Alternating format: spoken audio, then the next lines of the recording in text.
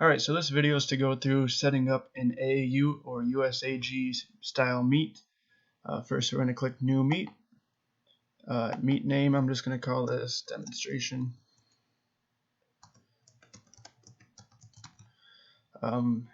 Second input is meet type. These two options on top are USAG or AAU style meets. These bottom two options are high school meets. So we're going to choose just a women's meet here. The third input is the cutoff date for athletes. So AAU, or I know at least USAG, the whole season they base the age of the athletes off a certain date. This is where you would put that date. Now that I'm thinking of it, I don't think that AAU does have a certain date. So if there's not a certain date, you're going to just use the date of the meet. So I'll just pretend that this meet's going to be tomorrow. I'll type in March 10th, 2022. Alright, fourth input, number of scores counted towards the team score. This is going to be how many scores for each team on an event will count towards the team score. So I'll just choose top 3. Break tie by all around score. This is unchecked. So with it being unchecked, you're going to have ties. So say there's a tie for second place, your results will be 1, 2, 2, 4. If you do check this and there's a tie for second place, whoever has the higher all-around score will get second place, and the other person will get booted down to third place. So you get 1, 2, 3, 4, even though 2 and 3 tied. So I'll leave it unchecked. Click Create Meet, and you'll see it appeared here now. So I can click View Meet. Alright, so this is called the Meet Dashboard. Just to give you a quick tour of it, Meet Setup Progress. These arrows here will fill in as you set up your meet, and once they're all filled in, that's a pretty good indicator that you're ready for competition. Buttons along the top, you can judge from this. You can view a scoreboard, so if you want to show a scoreboard on a TV, you can click View Scoreboard there. Score Table, this is where you'll do all the important scoring stuff like printing out results, and you can edit scores if you need to, and allow judging from the app, which I'll talk about in a little bit. Meet settings, this is how you edit the things that we just filled in. So meet name, age the date we use to calculate the age of the athletes based on the scores counted towards the team score, and then the break ties. So if you want to change any of that, you can change it and click update. I'll close it for now. And this show help, this is just handy. It shows the video that I'm making right now, just to help you remember where stuff is and guide you through setting up a meet. Alright, so you start by adding levels. You see it's the first arrow. You can either click on this, or it's also this first tab. So you can just click add a level right here. We'll make it sort of a USAG style meet, so I'll say this is level 3. Alright, so you're going to keep adding levels until you have all of them that you will be having in your meet. So we'll just have 3 levels for now. We'll say levels 3, 4, and 5. And you can see we got our 3 levels here. Our second step is to add gyms. So I can click on this arrow, or you can click on the gyms tab. And now, just like adding a level, I'll click add a gym. We'll name this gym Flips. Alright, so gym email, this is an option to fill in if you want to send out a registration link to the gyms that'll be attending, then you can add in an email. So I'll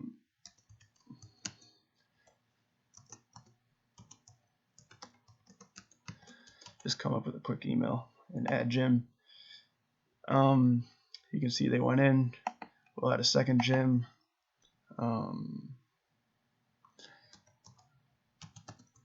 Tumble Monsters. And then I'll give them an email too.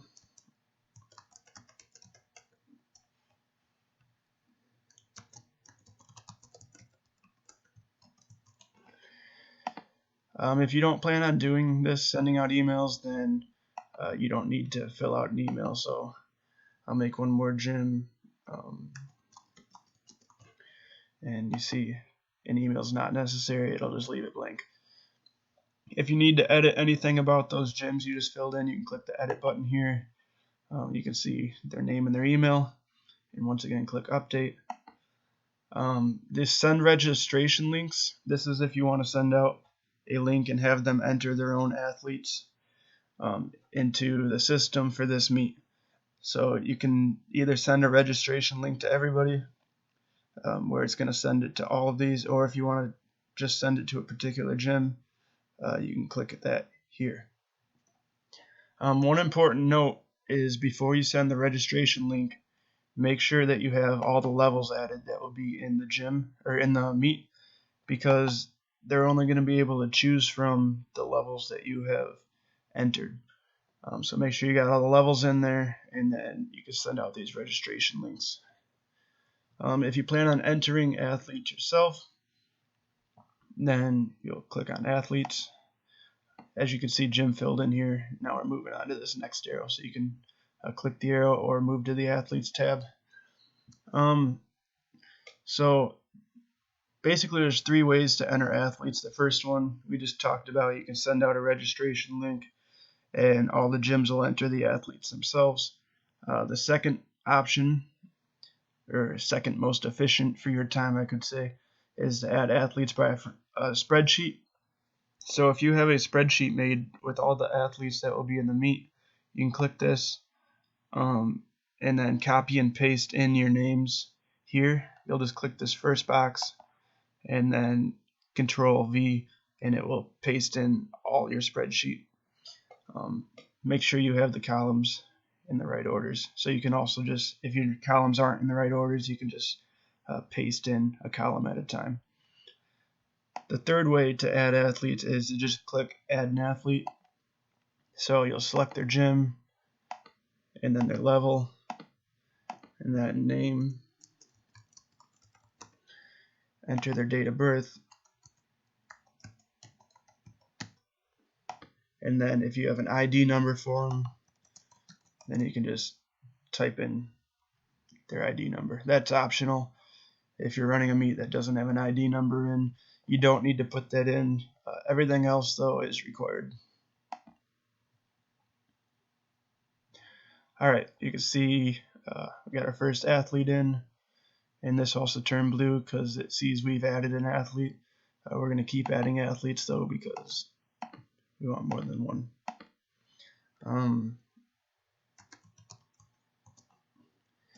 Normally you'd enter a first and a last name in here.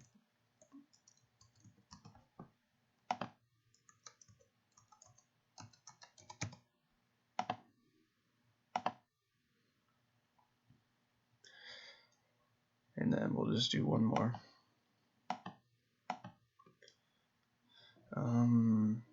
What do we got?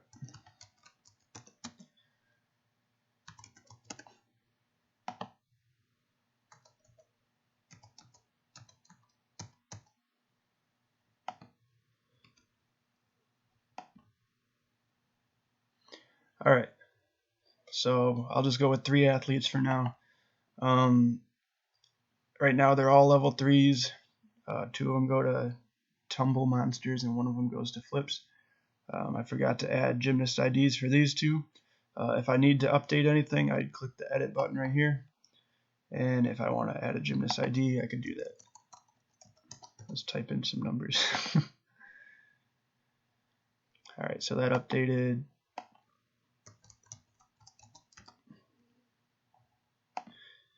And also, if I need to delete a gymnast, I would do that here. I guess I should mention, in your gyms, there's an option to delete a gym. If you delete the gym, it's going to delete all of the athletes associated with that gym. Same goes for levels. If you delete the level, it'll delete all the athletes that are that level. This print athlete report, this is if you just want to have sort of a roster. You can click print athlete report. You you can see this filled in for add athletes. We're going to move on to adding age groups now. So you do that back in the levels tab, or you can just click this add age groups button and it will send you up to the menu. So we'll start with level 3 because that's the level we made athletes for. You can see that it comes up with a chart showing their ages. So one of them is 9 years old and 2 of them are 10 years old. That's just to help you see the ages when you're making age groups. Also, there's a video here if you need help understanding how the age groups work. So first you're going to click add age group, and then minimum age, and then maximum age. So we'll start with the first age group. We'll make it 0 to 6 year olds. And I realize I'm not going to have anyone in that right now because they're all 9 and 10 years old. So I'll add a second age group by clicking add age group again. So we'll make this. So this is the important thing to understand. The first maximum age went through 6 year olds. So now the next minimum age would be 7. So this is 0 through 6 year olds. And now this is going to be 7 through whatever we want to make it. So I'll make it 10 because that 10-year-old, including 10-year-olds, is going to cover all of our 10-year-old athletes. Once we're done with that, we'll click enter age groups. Alright, so now our age groups popped up here. Our arrow still has not filled in yet because we have not added an age group for every level. So I guess I can just quickly add age groups for those other levels. I'll just make them 0 to 20, all in one age group. So they're 0 to 20. Also, if you need to change these age groups, you can redo them by clicking the redo age groups button. Once you create it, it changes from a create age groups to a redo age groups button. So once again, I'll just add one big age group for level 5s.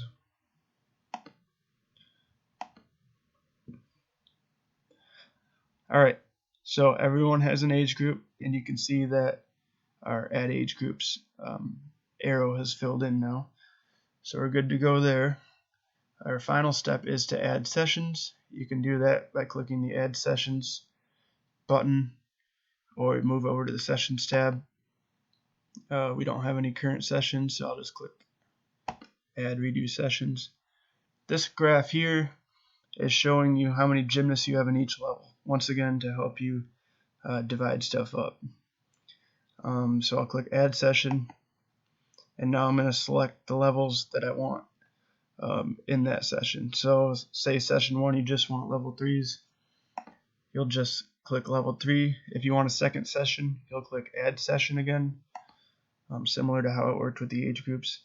And then if we want levels 4 and 5 to be session 2, then we'll click both of them. So right now we've got level 3s in session 1 and levels 4 and 5 in session 2. If for some reason you want level 3s in both sessions, then you can click level 3s twice, but I bet most of the time you just have each level in one session. So we'll click submit. Alright, session 1 has level 3, session 2 has levels 4 and 5. And you can see all of our arrows are filled in, which shows we are ready for competition. Okay, one more thing that you can do that I haven't talked about at least is this rotations tab. You can set up rotations for your meet for each session. So this is not required to score a meet. It's just a tool if you want to hand out rotations to all your coaches. You can create them here. So I'll go to rotation creator. Alright, so see we have added our sessions in. So we've got everyone in session 1 because all our level 3s are in session 1. So on the left side here, we have our gyms that'll be in that session, along with the levels of them, so you can keep track of that. You can enter your warm-up time, march-in time, competition time, and award time. And if you want to have multiple flights, with this button here, you can switch between flights A and B. So we'll make this an afternoon meet. I can start warm-ups at 3 p.m., march in at 3:30 p.m., competition will have 3:45 p.m., and we'll have awards at 6:15. Alright, it's a good idea to click save. Pretty often you'll get a little green success box saying save successful. Okay, to add levels, or to add gyms into wherever event you want them to start on, you'll just click them and drag them. So we'll have flips level 3s start on vault, and we can make tumble monsters start on bars. Now click save. Now if you want to print out like the sheet you give to the coaches, you click view athletes and print. So we can see our athlete from flips is starting on vault, and then our 2 athletes from tumble monsters is starting on bars. If you need to change that, you can go back to editing. Just to show you how the flights work, right now we have no one in the second flight. If we if we wanted someone in the second flight, you can move the gym back here, click switch flight, and we can move them to the second flight, flight B, on bars. I'll click save again, view athletes and print. So now you see they're not showing up here. That's because they are down here under flight B. So that's just something you can do to help organize meet day, and it's good to give out to your coaches. If you need to print, click print. Now you can see that's printable. I'm going to go back to the dashboard now. So meet setup is complete at this point. I'm just going to continue giving a tour of some of the different features. So if you want to judge from a website, you can click start judging here, choose your session in your event, and then click start judging. If you want to view the scoreboard, select the session. If you want to show the team scores, you can leave that on. Otherwise, you can flip it to off. I'll leave it on, and if you go to the scoreboard, this is going to automatically update every 15 seconds, I think it is, and your team scores are going to flash across the bottom here, also updating. Alright, so I'm going to go back. The score table, this is where if you have someone running the scoring system, this is where they'll be. So you'll select your session, go to the score table. Alright, so you see session 1, we have all our level 3 athletes in here because they are the ones we put in the first session. So this is also automatically updating every 15 seconds, I believe it is. It will check and see if the judges have entered any scores. If they have, then it will update and you'll see the scores appear on this screen. Now if you need to manually enter a score or change a score, you can click the edit button and type in their score here. If you want your results to be available to view on chalkedupscores.com, you'll click the display/hide public results button. So I clicked that, and now it's telling me results are now accessible at chalkedupscores.com. So if you go to the home page of the website, you'll see live results, and if you click down on that, then you will see your meet name. So for us, it would be called demonstration. Now if I want to make it not available anymore, then just click this button again, and results are no longer displayed publicly. Okay, so if you want to use the Chalked Up Scores app to judge, which is slightly easier to do if you're using a mobile device, because you don't need to go through the website, you don't need to sign in. You'll just click Judging App Controls. You'll need to click Allow Judging from App.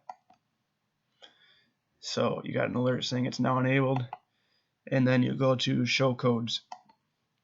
Alright, so when you first log in or start up the app on a mobile device, you'll see where it wants you to enter a 7-digit code. If you want to judge vault, you'd enter this code. If you want to judge bars, you'd enter this code. Same for beam, and then floor would be this code. Now, they will automatically be judging session 1.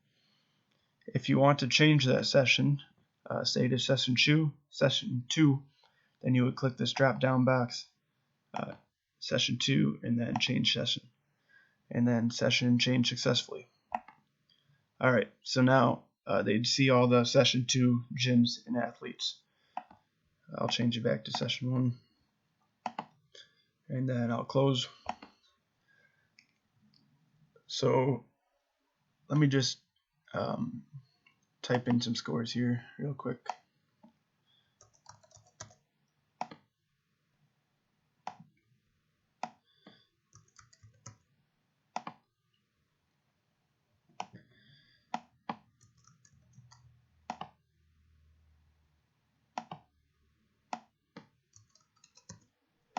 Actually, I'll show you how it looks using the judging app right now too.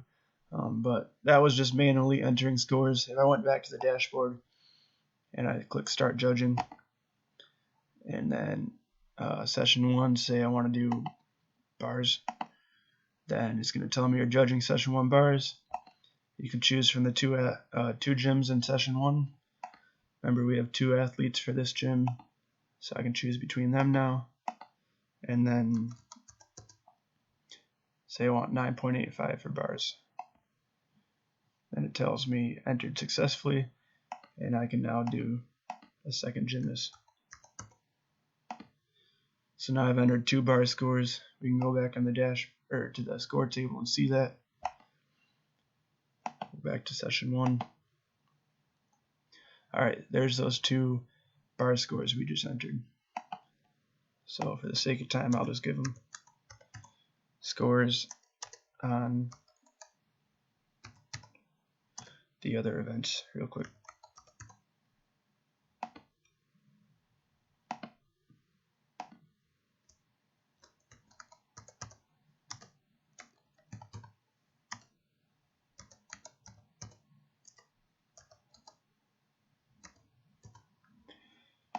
Alright, so now everyone's got a score on everything. If you want to print out your results, you'll click Print Results here, and it will just, I'll actually show you. So it's calculating the results right now. We can see our age group 7 to 10 or 7 through 10-year-olds, vault, bars, beam, floor, all around, and then team scores. If we want to highlight the top results, we can highlight the top athletes. If we want to only show, say, the top 2, then we can click top 2. And now it's only showing the top 2. If you want to print that out, you can just click print here. I'm going to click the back button. If you want to easily do awards, I recommend using the awards option. So on a mobile device, if you want to use a mobile device, you would type in this code.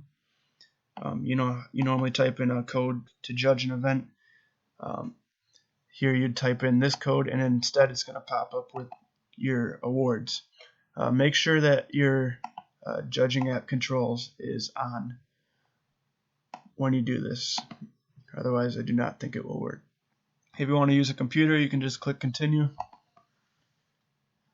Alright, so this is showing the demonstration results. That's the name of our meet.